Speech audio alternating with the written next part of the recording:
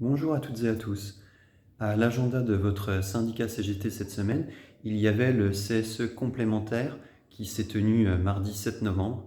Ce CSE avait comme ordre du jour de nombreux points qui n'avaient pas pu être tranchés en octobre, notamment le paiement double du 1er mai 2022 et la prime exceptionnelle de pouvoir d'achat. Donc concernant l'Arlésienne, c'est-à-dire ce 1er mai 2022, la directrice générale, à notre grande surprise, a donné foi à notre argumentaire, à savoir que le 1er mai 2022 devait bien être payé double. Elle a toutefois signifié que le logiciel de paie aujourd'hui ne le permettait pas. Donc la CGT ne lâchera rien. Il est inadmissible en 2023 qu'on soit encore à essayer de régler des problèmes techniques qui auraient dû être résolus très très tôt dans l'année 2022.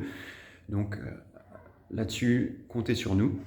Et pour la prime exceptionnelle de pouvoir d'achat, sous réserve, encore une fois, de difficultés avec ce fumeux logiciel de paie, on devrait avoir un versement au mois de décembre. Donc là encore, affaire à suivre. Un autre point important a été soulevé par votre organisation syndicale, c'est celui des fermetures de lits au niveau de l'hôpital. Comme vous le savez, l'hôpital était en tension, comme selon le terme consacré, et donc il y avait eu un certain nombre de fermetures de lits tout au long de l'été qui s'étaient prolongées sur l'automne. Donc là, la directrice nous informe qu'on aura un retour à la normale à partir de mi-novembre, plus de fermeture de lits, sauf vraiment un projet nouveau de réorganisation ou autre.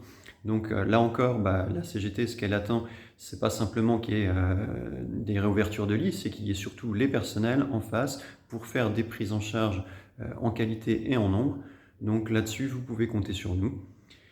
Concernant le compte-rendu intégral, il sera très prochainement sur notre site internet www.lacgtducpn.com. N'hésitez pas à nous contacter si vous avez des questions.